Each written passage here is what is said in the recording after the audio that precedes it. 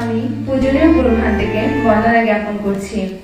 আমি রূপনা বড়ুয়া 2022 সালের এসএসসি পরীক্ষার্থী, বড়ুয়া টেক বান্দরবান থেকে। পূজনীয় গুরুভানদের নিকট আমার প্রশ্নটি হলো, মুসলিমরা বলে ইসলাম ধর্ম সবচেয়ে শ্রেষ্ঠ, খ্রিস্টানরা বলে খ্রিস্ট ধর্মই বিশ্বের মধ্যে শ্রেষ্ঠ, আবার হিন্দুরাও বলে হিন্দু ধর্ম পৃথিবীতে সবচেয়ে শ্রেষ্ঠ। পূজনীয় গুরুভানদের কাছে আমার প্রশ্ন, বৌদ্ধ ধর্ম নিয়ে আপনার কি অভিমত? আপনি বৌদ্ধ ভিক্ষু হিসেবে বৌদ্ধ ধর্মকে কি শ্রেষ্ঠ ঘোষণা করবেন?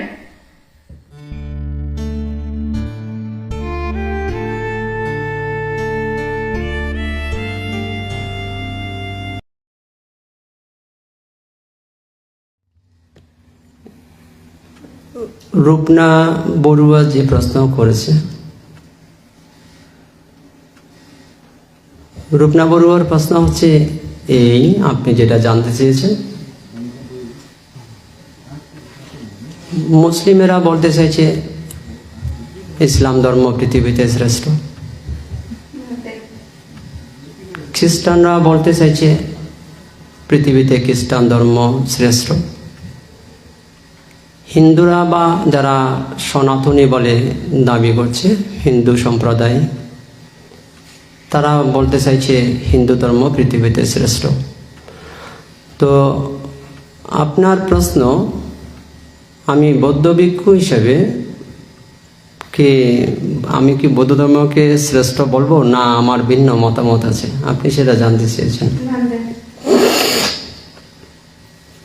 দেখুন, আমরা যথাসম্ভব আমরা সমতায় থাকব। আমরা কোনো জাতি, কোনো সম্প্রদায়, কোনো ধর্মগুরু, কোনো ধর্ম, আমরা সবার প্রতি সম্মান জানাবো। আমরা অনুৎপন্ন সমস্যা উৎপন্ন হয়, আমরা এমন রাস্তায় হাঁটব না, কারণ ধর্ম শান্তির বার্তা নিয়ে আসে।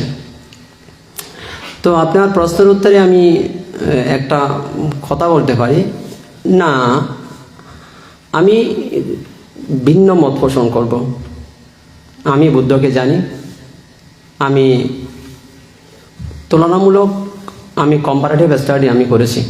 আমার কাছে বেদ আছে, আমার কাছে বাইবেল আছে, আমার কাছে গীতা আছে, আমার কাছে মহাভারত আছে, আমার কাছে রামায়ণও আছে, আমার কাছে সাহি হাদিসও আছে, আমার কাছে কোরআনও আছে,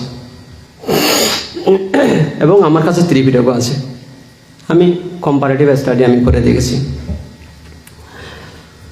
আমি মুসলিম সম্প্রদায়ের প্রতি, ইসলাম ধর্মের প্রতি আমি সম্মান প্রদর্শন করি। আমি হিন্দু সম্প্রদায়, হিন্দু ধর্মের প্রতি আমি সম্মান প্রদর্শন করি। আমি খ্রিস্টান ধর্ম, খ্রিস্টান সম্প্রদায়ের প্রতি আমি সম্মান প্রদর্শন করি। জৈন ধর্ম, জৈন সম্প্রদায়, আমি তাদের প্রতি সম্মান প্রদর্শন করি। শিখ ধর্ম, শিখ সম্প্রদায়, আমি তাদের প্রতিও সম্মান প্রদর্শন করি। প্রত্যেক ধর্ম প্রচারক, আমি তাদের প্রতি সম্মান প্রদর্শন করি। দেখুন, আমাকে এখান থেকে, আচ্ছা এখানে আছে, আমাকে আরেকটা কলম দেন। যেহেতু আপাতত রূপনা বড়ুয়া 3টা ধর্ম এখানে শো করেছে, আমি ধরুন বৌদ্ধ ধর্মের পক্ষ থেকে আমি কি বলতে চাইছি, রূপনা সেটা জানতে চাইছে। ধরুন, মনে করুন এটা হিন্দু সম্প্রদায়, এটা মুসলিম সম্প্রদায়, এটা খ্রিস্টান সম্প্রদায়। তো আমি বৌদ্ধ সম্প্রদায়ের পক্ষ থেকে গেলাম, তা এখন জানতে চাইছি যে ওদের যা অভিমত, ওদের যা ভিউ, বক্তব্য, আমার বক্তব্য সেম কিনা, একই কিনা। দেখুন, এখানে আমি আপনাকে রূপনা বড়ুয়া এবং আপনাদেরকে এটা বলতে চাইছি, এই প্রশ্নটা আমাকে রাঙ্গুনিয়াতে সৈয়দ বাড়ি একটা সভাতে করেছিল, মানে ওপেন সভাতে। তো মনে করুন একজন আমেরিকান, আমি যুক্তিতর্কের জন্য জাস্ট 3 সম্প্রদায় থেকে 3জন মানুষ নিয়ে আসলাম এখানে। একজন এনেছি আমেরিকান, একজন খ্রিস্টান এনেছি। কি এনেছি? ভারতের পশ্চিমবঙ্গ থেকে একজন বাঙালি হিন্দু এনেছি, ভালো। বাংলাদেশের একজন মুসলিম, তিনজন। ধরুন এটা বাংলাদেশি মুসলিম, এটা আমেরিকান খ্রিস্টান, এটা হচ্ছে ভারতীয় হিন্দু। পশ্চিমবঙ্গের একজন বাংলাভাষী হিন্দু। এখন ওনারা তো মুসলিম বলছে এই গ্লাসের মধ্যে যা রয়েছে উপমা, মুসলিম যে বলছে বাংলাদেশি মুসলিম এই গ্লাসে যা আছে সেটা হচ্ছে পানি। ভারত থেকে বাংলাভাষী পশ্চিমবঙ্গ থেকে যিনি এসেছেন উনি হচ্ছে জল, তুমি জানো না এটাকে জল বলে। বাংলাদেশি মুসলিম বলছে এটা পানি বলে। আমেরিকান খ্রিস্টান বলছে এটা ওয়াটার বলে, তোমরা জানো না বলছে তোমরা দুইজন, তোমরা ফেল। এমনি একটা উপমা দিচ্ছে আর কি, বলছে তোমরা ফেল, তোমরা জানো না যে এটা নয় পানি নয় জল, এটা তো ওয়াটার। এবার বাংলাদেশি মুসলিম বলছে ওই দুজনকে তোমরা দুজনেই জানো না এটা না ওয়াটার না না এটা জল, এটা পানি। কলকাতা পশ্চিমবঙ্গ থেকে বাংলাভাষী যে হিন্দু এসছে সে বলছে তোমরা দুজনেই জানো না এটা না পানি না ওয়াটার, এটা হচ্ছে জল। তো এখন আমাকে ডাকা হলো আমার বক্তব্যকে। তো আমি বললাম আপনাদের কি পিপাসা পায়? তো ওনারা বললেন আমাদের পিপাসা পায়। এখন পেয়েছে? ওনারা বললেন এখনও পিপাসা পেয়েছে। আমি কি করলাম, এখান থেকে যেটা পানি আর জল ওয়াটার বলছে আমি ঢেলে দিলাম, তিনজনকেই মুখে দিলাম। আপনারা বললাম পান করুন, পান করেছে। এখন কি উষ্ণ দেহ শীতল হলো? তিনজনই একই উত্তর দিয়েছে, হয়েছে। পিপাসা খানিকটা হলেও নিবারণ হয়েছে? বলছি নিবারণ হয়েছে। আর এই তিনজনের তো একই হয়েছে, কেন বিবাদ করছেন? তিনজনের তো একই অবস্থা হয়েছে। নিজের নিজের ডিকশনারিতে যা যা আছে সেগুলো কেউ বাদ দিতে রাজি নেই। ওই যে ব্যক্তিগত ডিকশনারিতে আছে, বাংলা ডিকশনারিতে পানি, ওদের ডিকশনারিতে ওয়াটার, সেই ডিকশনারির শব্দগুলো বাদ দিতে রাজি নেই কেউ। কিন্তু অ্যাকচুয়ালি তো এটা গুণগত মান এক, এটার তো কার্যকারিতা এক। এটা মুসলিম পান করুক আর হিন্দু পান করুক আর খ্রিস্টান পান করুক, ঠিক না? এটা তো একই কাজ করতে হবে। তাহলে ঠিক আছে, ধর্মেরও এমন হতে হবে, তাহলে ধর্ম, না হলে ধর্ম নেই। না হলে কোনো প্রপোগান্ডা, কোনো ধোঁকা, কোনো প্রবঞ্চনার মধ্যে মানুষ পড়ে রয়েছে বাধ্য হবে। এ কারণে বুদ্ধ এখানে, আমি আপনাকে এটা বলতে পারি, বুদ্ধ এটা বলেছে যে যেখানে চারি আর্য সত্য, চারি আর্য সত্যের বাইরে দুঃখ থেকে মুক্তি হতে পারে না, বুদ্ধ এটা বলেছেন। চারি আর্য সত্য যেখানে নেই সেখানে মুক্ত হতে পারে না।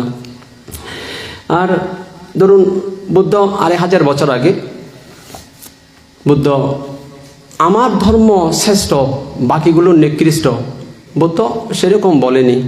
তো বুদ্ধ যেহেতু বলেনি আমিও আপনাকে বলবো না। কেবল বুদ্ধ কি বলেছে আমি আপনাকে সেটা বলি। সূত্র পিটকের মধ্যে দীর্ঘ নিকায়ে সেখানে ব্রহ্মজাল সূত্র আছে। তো ব্রহ্মজাল সূত্রের মধ্যে বুদ্ধ সমস্ত ধর্মমতগুলো বুদ্ধ ব্যাখ্যা করেছেন। এবার বুদ্ধ নিজের সাধনালব্ধ, নিজের অভিজ্ঞতালব্ধ উনি বাণীগুলো ব্যাখ্যা করলেন। এতে মানুষের মধ্যে বিচার করতে মানুষের সুবিধা হয়েছে। সেদিন বুদ্ধ বলেনি যে বাকি ধর্মগুলো নিকৃষ্ট, আমি যা লাভ করেছি সাধনা করে সেগুলো উৎকৃষ্ট, বুদ্ধ সেটা বলেনি।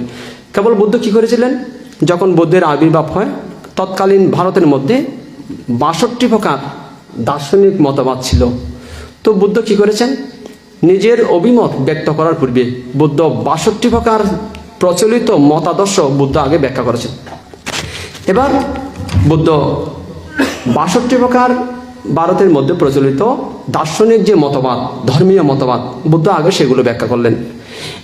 এরপর বুদ্ধ 6 বছর সাধনার মধ্যে নির্বাণ অভিমুখী গমনকারী বুদ্ধ কী লাভ করেছেন, বুদ্ধ এবার সেগুলো ব্যাখ্যা করলেন। এবার মানুষের মধ্যে কম্পেয়ার করতে সুবিধা হয়েছে। এজন্য আমিও আপনাদের সবাইকে বলবো, আমরা এই করে ধরুন মুসলিম বলছে ইসলাম ধর্ম শ্রেষ্ঠ, হিন্দু বলছে হিন্দু ধর্ম শ্রেষ্ঠ, খ্রিস্টান বলছে খ্রিস্টান ধর্ম শ্রেষ্ঠ, আমরাও যদি সমানে বলি যে আমাদের বৌদ্ধ ধর্ম শ্রেষ্ঠ, তাহলে তো মারামারি কাটাকাটি যুদ্ধ থামবে না কোনোদিন, না বলবেন দরকার নেই, ঠিক না? আমরা এই জঞ্জাল ফিলোসফিতে আমরা প্রবেশ করবো না, আমরা সাদাসিধি ফিলোসফিতে যাব যেটা কোনো সংঘর্ষ তৈরি করবে না। আমি আপনাদের এটা বলবো, আপনারা কম্পারেটিভ স্টাডি করুন। আপনারা বেদ পড়ুন, মহাভারত পড়ুন, রামায়ণ পড়ুন, উপনিষদ পড়ুন, গীতা পড়ুন, আপনারা বাইবেল পড়ুন, আপনারা কোরআন পড়ুন এবং হাদিস, কোরআন এবং হাদিস আপনারা সেগুলো স্টাডি করুন। তখন আপনাদের মধ্যেও পরিষ্কার হয়ে যাবে। ত্রিপিটক পাশাপাশি ত্রিপিটক স্টাডি করুন আপনারা।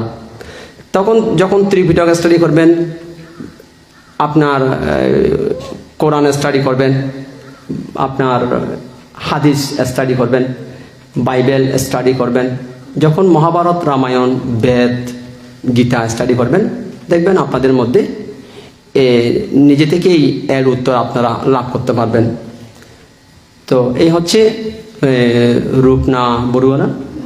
রূপনা বড়ুয়া আপনি যে প্রশ্ন করেছেন, এই হচ্ছে আপনার প্রশ্নের উত্তর। আমরা এভাবেই উত্তর অন্বেষণ করব।